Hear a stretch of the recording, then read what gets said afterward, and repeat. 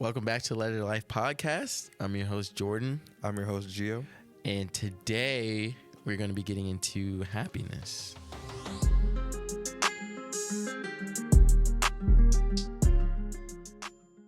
You know, a lot of the times people will talk about what it means to be happy, what things that they associate with happiness. And I think a lot of the times what we neglect is understanding that you got to put one foot in front of the other. Okay. And so what I mean by that is, yeah, we associate happiness with things, but that isn't necessarily what makes us happy. Like materialistic things? Is that It could be. Okay. It could be. But before we get into that, Gio, what makes you happy? Or you know what? Like, how would you describe happiness? I would describe happiness as something, well, no, that's going to be kind of, because so many different things make me happy. So it's like kind of having to put a definition on like a blanket statement on all of those. I would say, to me, happiness is something, or happiness is a metaphorical entity that I'm in pursuit after. I don't know if that makes sense. So it's happiness is something I want to feel. Happiness is something that I want to be. Happiness is somewhere that I want to be. Like, yeah, that's my definition of happiness. What about you? You know, I always thought happiness to be like a stagnant thing, and you saying pursuit is already kind of like got my wheels turning on how I would describe it. But, you know, had you asked me 30 seconds ago, I would say happiness is kind of like a field that you plow and you mow and you tend to. It's one of those things where if you pour into it, it grows, you know. You just described that so entirely well. That's crazy. I should be a poet, huh? Something like that. I name it Incognito. Oh, my gosh. But no, I really do like how you described it, though, as you're in pursuit of it. You know, it's something that it's one of those things that you grasp at, but you don't necessarily get a good grip on. And as soon as you think you got a good grip on it, it changes to something else. Yeah. You know, I think that's a really interesting perspective. I don't know. I think I want to say like younger me. Like, I would say I was very materialistic with a lot of things. So I would say, for example, like, oh, well, having this amount of money makes me happy, or having this item or something like that makes me happy. But as I've grown and as I've become more appreciative of life and, you know, just navigated my way as a human being, I don't see happiness as materialistic things anymore, because when I go to sleep at night or when I'm in my grave, I'm not going to bring a whole bunch of things with me in the grave. Just going to be me by myself and my thoughts and, Right. you know, who I am as a person. So I think now I look at happiness in the sense of, as I said, like a more metaphorical entity that I'm wanting to, like, that I'm in pursuit of. And you described it well, where you're saying, like, it's like something that you have to continuously tend to, for it's like kind of like an ongoing thing. I don't think happiness is like just one stagnant, elated state of emotion. I don't think that is, because you can be happy and sad. You can feel, you know, content with where you are in life, but there are still some areas where it's like there can be some work there. But yeah, I think just overall for me, happiness is just somewhere that I want to achieve. And well, let me rephrase that. It's not, I'm not saying like I'm not happy right now and I don't have no happiness in my life and I want to be happy. Yeah. But I'm saying it in the sense that, like, that's something that I want to vow to myself for the rest of my life to continuously chase after every single day, knowing that at any moment, you know, I can be sad, I can be angry, I can be, you know, so many different things, but I want to still have sight of what happiness is and still train myself to be in pursuit of that every day. Yeah. Yeah. I definitely feel I can relate to how I used to view happiness as being this materialistic thing. And I think a lot of that has to just it has to do with us just comparing things and what's relative compared to something else. Yeah. So of course, like you're always gonna, as a human being, you have to find some measurement. You know, that's why we have cups Yeah. and, you know, gallons and yards and feet. Like there has to be something in which we can measure it up against. Right. So, you know, if I come across someone who I deem to be happy, you know, it's only right that I measure myself against them. You know, it's an innate human desire. Right. You know, and I feel like, you know, now as we've, you know, we're in a more capitalistic society, you're going to be surrounded by things that are quote unquote making people happy. Yeah. As you see in media, you see cars and planes and clothes. Yeah. And you see those people like living their best life and they look like they're having so much fun and they're so happy. And so, yeah, I'm going to measure my life, you know, against it, whether I'm consciously or unconsciously thinking about it, Yeah. you know. But where I've kind of ventured off into this, you know, exploration of, you know, what is happiness truly. I have a hard time discerning between, is it happiness or am I just feeling like extremely euphoric, or am I just caught up in the moment? You know, is this true happiness? You know, and if so, if it's one of those things that I need to tend to, if I do tend to it, is it one of those things that's going to help me grow as a person, or is it one of those things that down the line is actually going to be detrimental? Because if I feel a certain way if after I buy, you know, a new jacket or pants, and you know me, I love clothes. Yeah. You know what I'm saying? I is no stranger to that. I like to shop for clothes. It's like it's one of my outlets. But if I continuously use that as like that's what's going to make me happy, eventually in the down run, yeah, it's going to be detrimental. You know. And I don't know what kind of clinical word used to describe that, but yeah, eventually it's gonna hurt my pocket and it's gonna hurt my mental as well. That's what I associate with happiness. Yeah. You know what I mean? And I think social media has really played the biggest part in that. And, you know, I think, like, as we were growing up in the age and the rise of social media, we were seeing these people living these lavish lifestyles, thinking that, you know, luxury equated to happiness. So people buying all the cars they wanted, people flossing their money, people like career like money, fame, and power. Like we just associated that with happiness. And we often hear stories of, you know, people who used to be in Hollywood who are now blackballed in Hollywood, or has just been in Hollywood for a long time, or just not even Hollywood, just in the business period, have been there a long time, and they know the ins and outs of everything, and they know it's not the glitz and glamour that people kind of glorify it as. And I think, you know, with money having money has so much control over what we do, how we think, because anything that we do affects either the money that we can get or the money that we currently have. So, you know, if I just go out on the street on a public platform and say, hey, well, you know, this, that, and the third, blah, blah, blah, and just like say some like off the wall stuff, it's like, well, if I have 5 different businesses, I'm not going to have any customers anymore. And then, of course, that's then going to affect my money. Right. But as I said, I think social media has really morphed this idea of what happiness is, and social media has really merged happiness and luxury, so that when people do go ahead and have all of these things, they still don't feel happy. So now they're in a state where it's like, okay, well, I have all of these things, why don't I feel happy? Right. So yeah. So how do you have happiness in a society that associates it with something else? I mean, and it's one of those things where, like, you can talk all day about I'm not that, but you're living in it.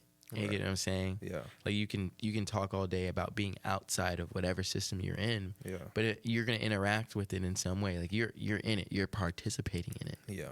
You know. So how do you get true happiness? Like how do you find true happiness in a society that doesn't actually, you know, value true happiness? I think in my situation, I find that in the things that I'm passionate about, things that bring me joy, things that bring me peace. That's what I see as happiness where I'm at right now.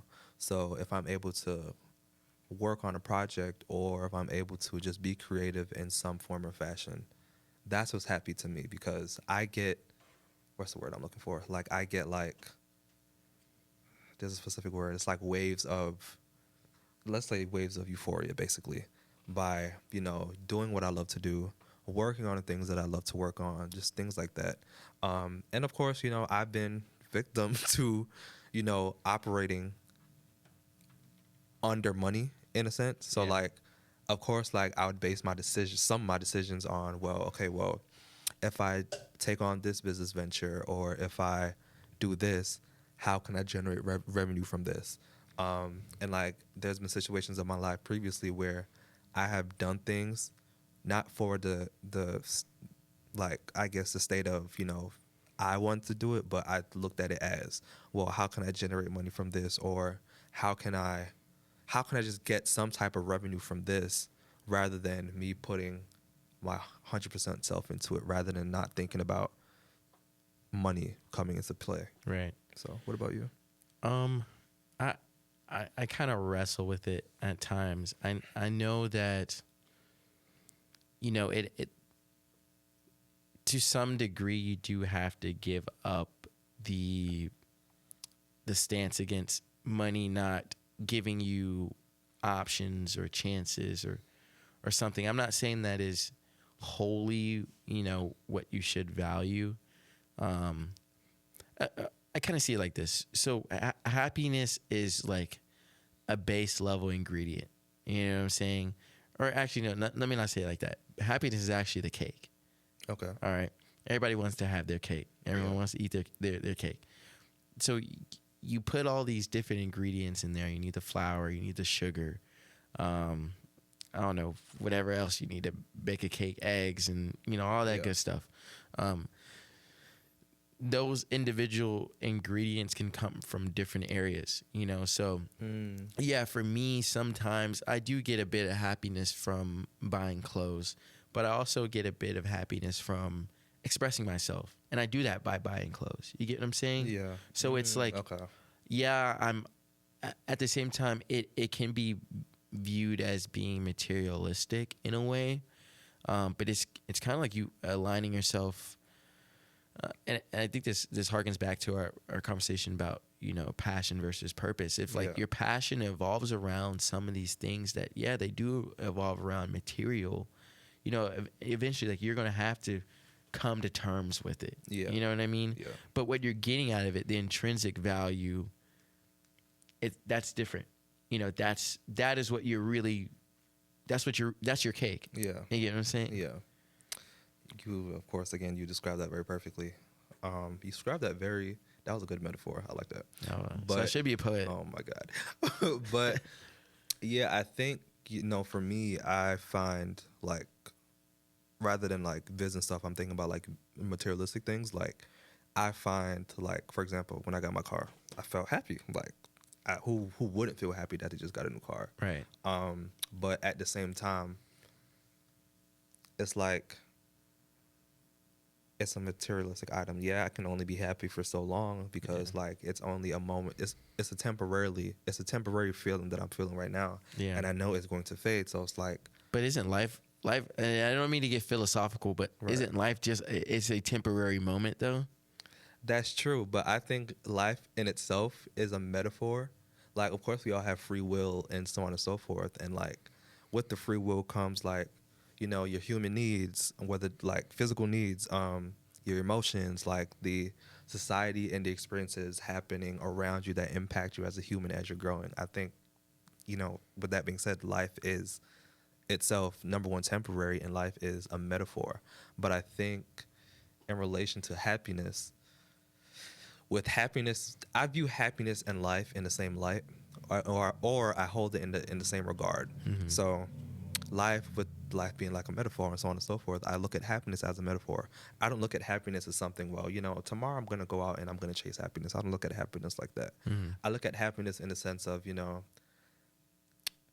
it's something, of course, that I'm in pursuit of. And that's not to say I don't feel it right now or I don't have it right now, but it's something that I want to always be in pursuit of. I want to always feel it and at the same time be in pursuit of it. Mm-hmm. So not just something where, oh, I attain happiness and that's just like, that's it. Like there's nothing else after that. Yeah. I want to be able to like I vow to put myself on that journey to find happiness and attain different types of happiness along the way in my trajectory in whatever way, shape, form, or fashion. Yeah. So, and you kind of made me think about something. I might want to backtrack about what I said, but you know, it is one of those things that, you know, we are in constant pursuit of, you know, but at the same time, what good is that?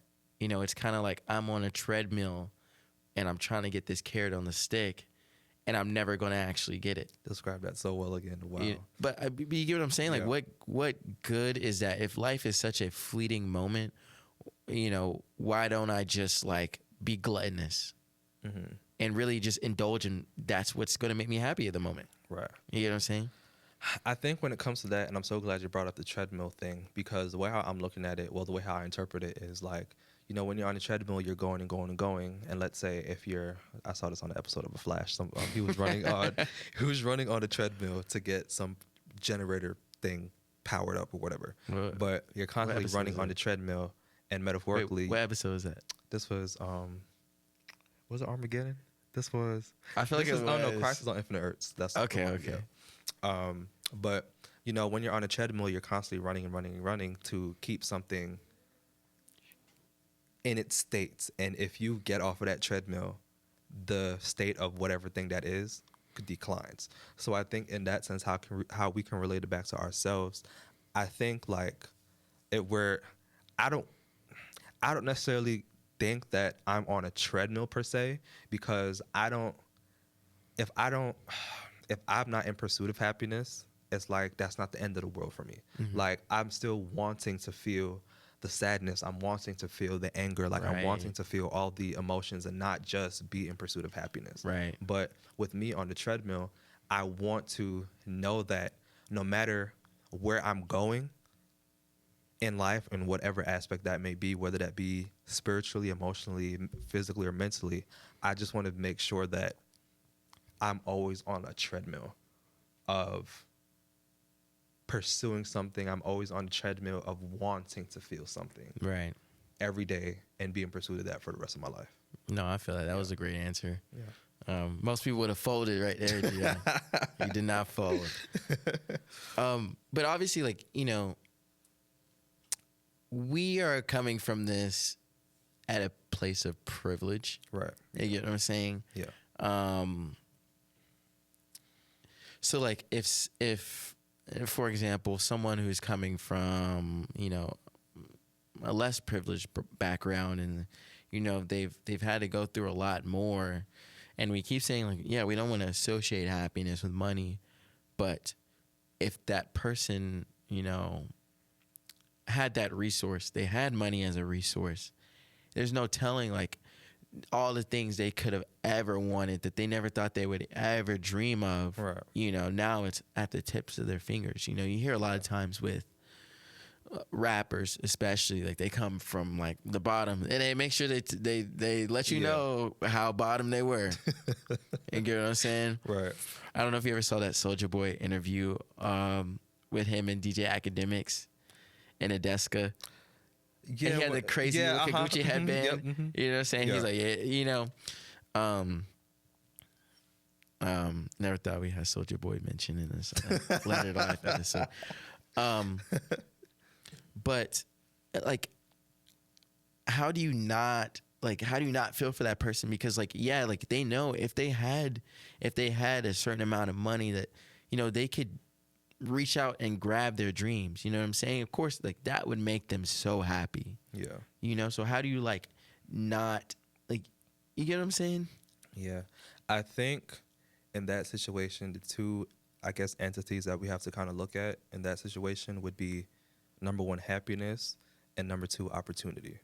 Because of course, like, as I said in my previous statement, social media has really equated luxury with money, or like money with just like opportunity, period. Like just like opportunity to do anything that you want to do with your money. And it's, you know, people who are in less fortunate circumstances, like I understand, like I can empathize with them in the sense that it's like, well, what else can I do? And it's a sad thing that, this is way out of all of our jurisdiction, but money does have like the utmost control on us, because it controls, what can we do in life? It controls, how much can we eat? What can we eat? What can we wear? Things of that nature. And I think we've also glorified, oh, I'm good if I have money, or I don't want anybody to see me broke or something like that. So I Yeah. think, with having that mindset and being in a less fortunate situation, it's like, how can you not, like, how can you not be in pursuit of money? How could you not be in pursuit, not even just like money itself, but like just in pursuit of opportunity and in pursuit of power? And then of course with that, money is in that conversation as well. Because if you look at some of the most powerful people in this country, or just powerful people in the world, billionaires, I don't think we have a trillionaire. I don't think we do. No, I don't think so. Yeah. But like billionaires, millionaires, people with like a whole like lump sums of money, who have the opportunity to do whatever they want, when they want, how they want it. Like they can buy whatever car they want, whatever new shoe that's like, they can do everything that they can. And people in less fortunate circumstances, they don't have the opportunity to do so. So I think if they had resources where they had opportunities to, okay, well, you want to go to this college, or you want to go to this high school or something like that. Like, I don't know. It's just so many things, so many elements that are used to dampen less fortunate people, and it kind of keeps them in a box of what they can and can't do. Yeah. And money comes into that conversation as well. No, What about you? I see. If y'all can hear the train in the back, that's happens all the time. But Yeah. Just ignore that.